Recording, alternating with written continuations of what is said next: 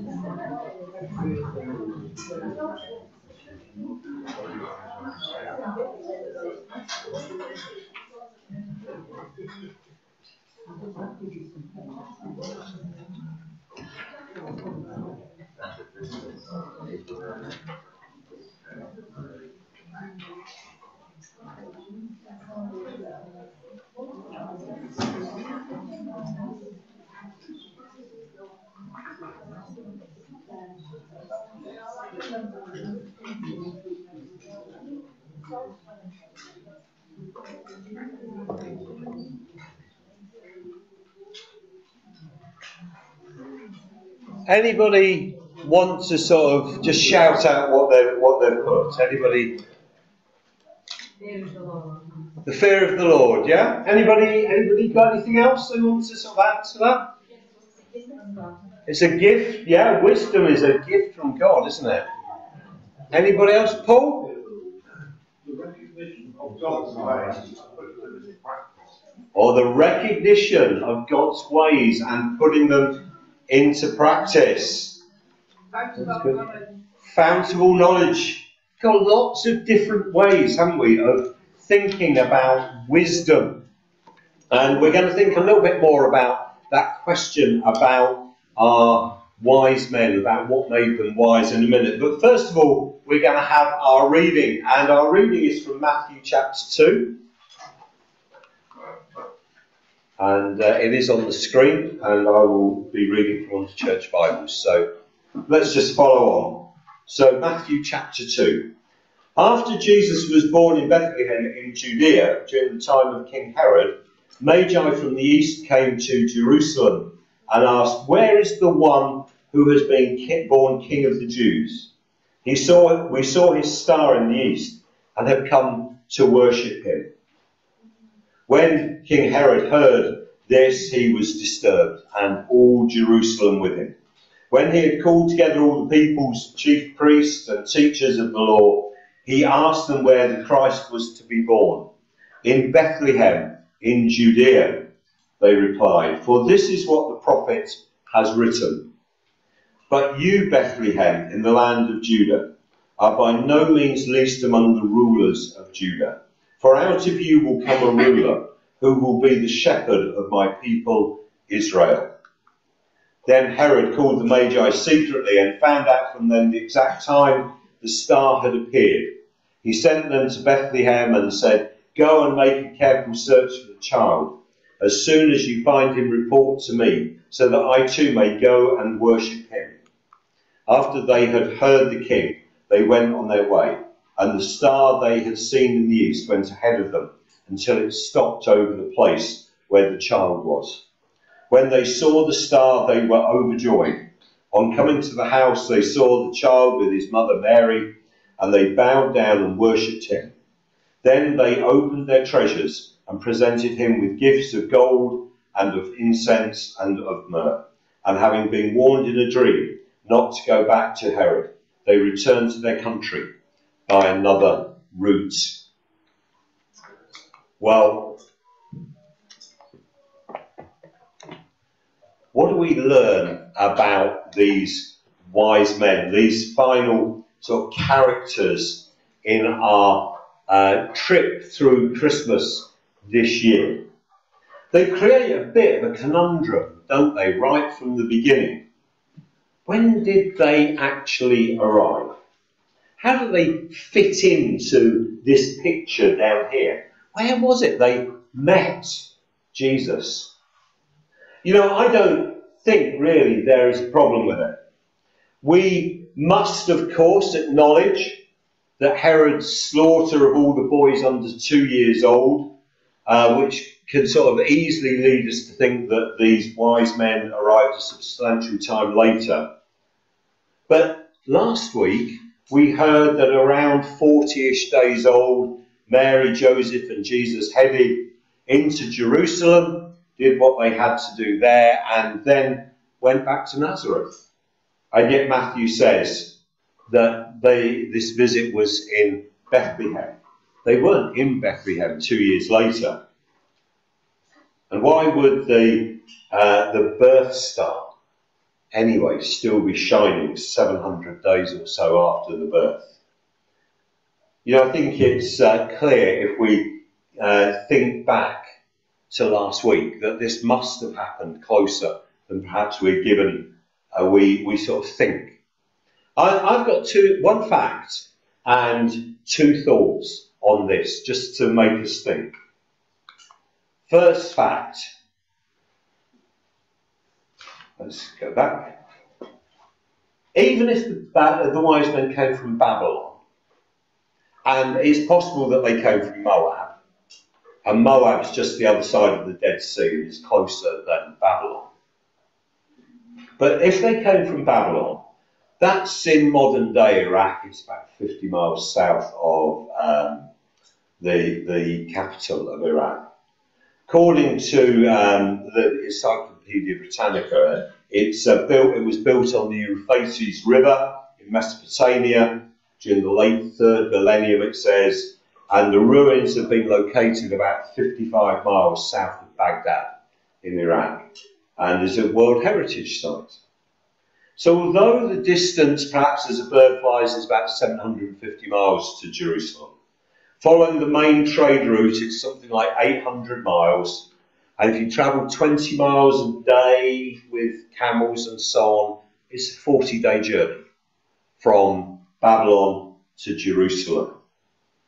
So actually, this all ties in with the journey that Mary and Joseph made to Jerusalem and met with Simeon and Anna that we thought about last week. So that's my fact, if you like. There we go. Given the furthest that the wise men travelled, and then the announcing star making its proclamation as Jesus is born, they could probably comfortably have been in Bethlehem before Mary and Joseph left. Didn't they need to pack? Well, yes, but you know, these are traders, these routes are used continuously. I ask you, how long does it take you to pack when you go away? We know that Sue is already packing to go to Kenya. Sue's packed weeks in advance. The rest of us probably chuck things in the bag the day before we go, don't we, if we're lucky. As for the two thoughts, if you like, that's the fact. As for the two thoughts, well, we know that Herod was very insecure. He was a very unpleasant man, was King Herod. He had his wife and children disposed of because he thought they were attempting to take power from him at one point. The thought of a new king would undoubtedly have tipped him over the edge. Irrational thought leads to poor decision making. He just needed this new king wiped out, didn't he? Secondly, he's got to give orders to soldiers. No one is going to open the door to a bunch of rough, tough soldiers, are they? Stood there with a machete hidden behind their back. The soldiers need a really quick and easily observed characteristic that would allow them to walk in, do their evil deed, and leave. The target group I've read was around about 10 to 30 children. That's all it was that were under the age of 2. And it seems to me that the most easily observed marker for death was that they weren't walking, these children. Some of them might have just been walking, but you know, to learn to walk, many children don't walk until they're at least 18 months or so, at least comfortably walk. So perhaps, and it's just a thought, but those under 2 are pretty easily observed, easily enforced, easily recorded, if you like, order. I don't think there's a conundrum. I think Mary and Joseph are in lodgings. Matthew says they're in a house. Probably very shortly after the birth, Jesus has been named. They're planning to go up to the temple for the purification rites, and this band of travellers arrive. Were there 3? We don't know. Unfortunately, if I'd remembered the wooden wise men, there'd have been 6, because we bought two of these nativity sets at half price from Sainsbury's back at the beginning of December. So we were going to have 6 wise men, because we don't know how many wise men there were at all. The Bible doesn't tell us how many there were. It does say that there were 3 gifts were recorded. Do we know their names? Well, their names aren't recorded in the Bible. I know that there are people, there are songs and so on that say that we do know their names, but they're not recorded in the Bible. Were they only men? We don't know, do we? They're just called magi. But given that the Old Testament refers to women in positions of authority, people like Deborah and so on, why should it only have been men? And perhaps there were women there. We don't know. Do we need to know? I don't think we do. Far more important is the question as what do we learn from them? Or what made the wise men so wise?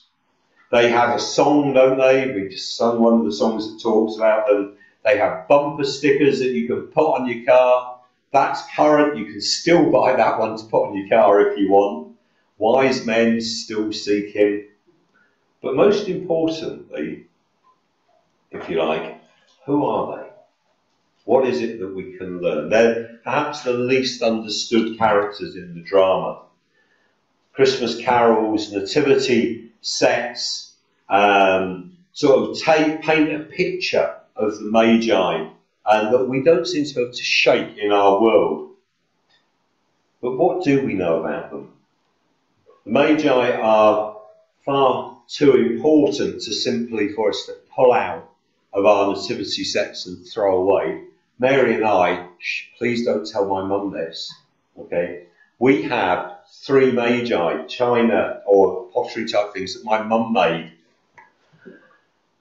They live in our fireplace through December, hidden behind a cast iron grate that has bits of wood in it and twinkly lights, because we really don't like these Magi. They're hidden away. They're not really part of our Christmas at all. We hide them away. But we still have to have them, don't we? We're not really sure, but we still have to have them. It gets all a bit sentimental. But they are biblical. And Matthew puts quite a bit of time into talking about them and giving attention to them. I think that we can learn about how we should be worshipping Jesus from them.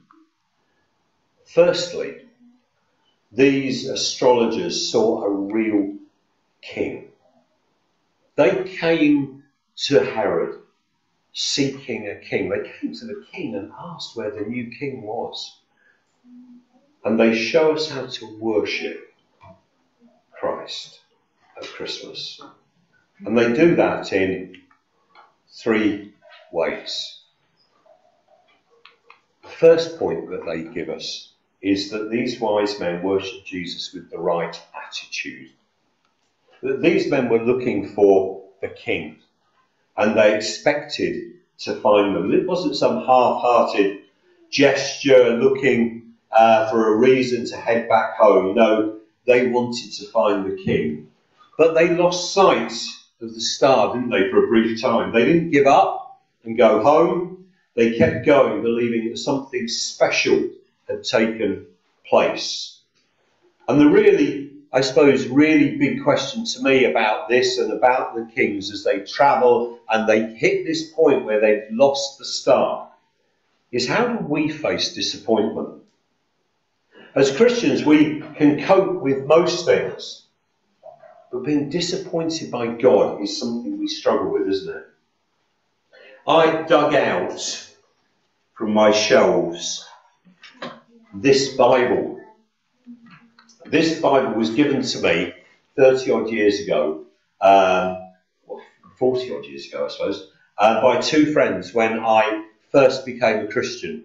And their names were Karen and Jill.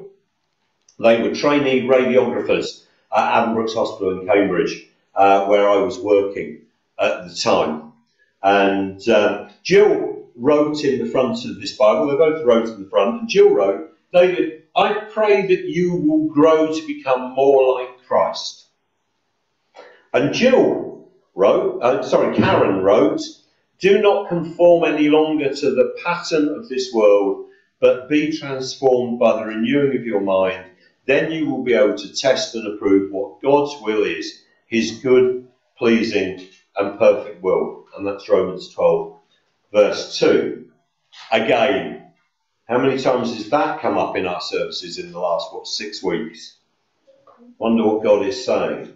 The sad thing is that Karen became so obsessed with the fact that she had not spoken in tongues that she fell away. She thought that that's what it meant. That's what she had to do to be a Christian. And I have no idea where Karen stands with God today at all. Jill, on the other hand, is, as far as I know from our last Christmas communications, about a year or so back, going on with God. Karen had become disappointed with God and allowed that to lead her away from him.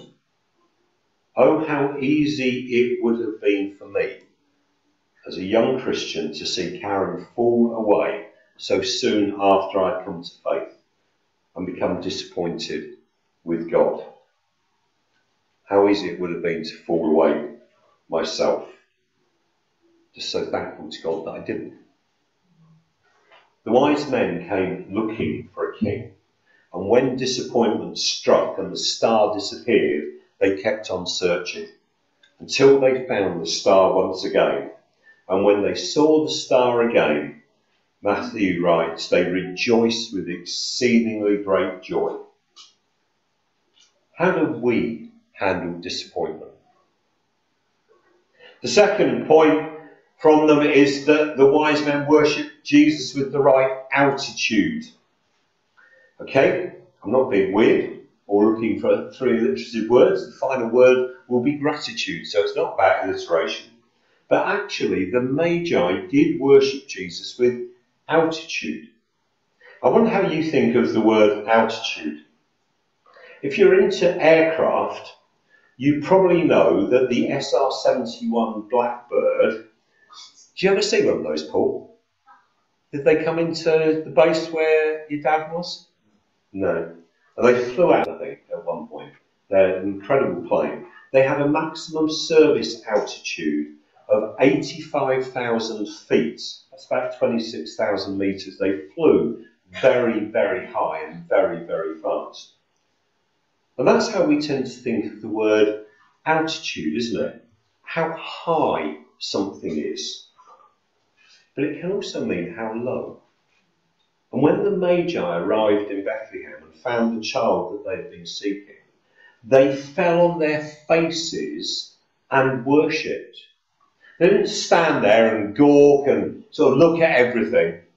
They didn't go around the stable high-fiving and hugging everyone. They weren't worried about their appearance. The text says they fell down and they worshipped him. Romans 12 verse 1 says this, "Therefore I urge you, brothers and sisters, in view of God's mercy, to offer your bodies as a living sacrifice, holy and pleasing to God. This is your true and proper worship." And perhaps in that moment, that's what they did, wasn't it? They threw their bodies before Jesus. a little baby in the house. They fell down, flat on their faces, and worshipped him. What's your altitude this morning? And the third and final point that we can learn is that the wise men worshipped him with the right gratitude. The worship of the Magi did not end with their falling on the floor before the young child. Their worship continued as they presented their gifts. They brought riches, not rubbish. They brought their best, not their leftovers. They brought gifts befitting a king. As we come to the end of our Christmas series, as we contemplate the big picture next week, when the blackness will be removed as we move forward in the year and deal with all that comes our way, be it challenges to our health, our wealth, our employment, our family, our friends, whatever challenges we face. The question has to be, what are you offering Jesus this year? Just an occasional thought, or the worship he deserves? What does it mean for you to offer your body as a living sacrifice, holy and pleasing to God? For this is your true and proper worship. You know, next week we get a chance to respond as we conduct our covenant service. Perhaps today we just need to consider these final Christmas characters. And as we take away these three words that describe their worship, the attitude, the altitude, the gratitude, let's think about how we can take up Paul's challenge to offer our bodies as living sacrifices, holy and pleasing to God. We're going to pray, or you're going to pray, but you're going to pray by writing something down. At the bottom of the sheet that you've got, you'll see that there are 4 phrases. Walk, increase in, seek to, and every day. And if you look at the first letter of each of those words or phrases, they spell wise. So as we think about the wisdom of the Magi, how they came in worship before Jesus, perhaps you want to fill the lines in, if you like, make a sentence about how you're going to walk, what you want to increase, how you want to increase this year, what you're going to seek to do. Is there something that every day you can do? Let's just quietly approach this, and I'll pray in a moment or two.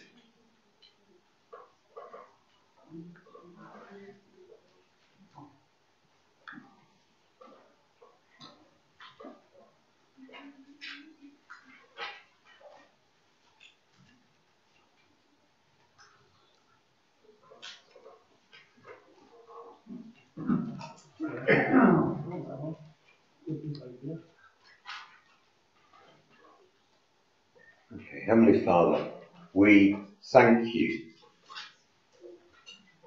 that these Magi looked up in the sky and recognised something was happening, that they looked at what they already knew and they realised that a true king had been born. We thank you for what we can learn about how to come in worship with the right attitude, the right altitude, and with the right gratitude for all that Jesus has done for us. We thank you that he didn't stay a little baby, he went on. He talked with the religious leaders as a boy in the temple. In the end, he was crucified by them, making a way to you. Thank you for all that Jesus has done for us. May we be wise in how we live and how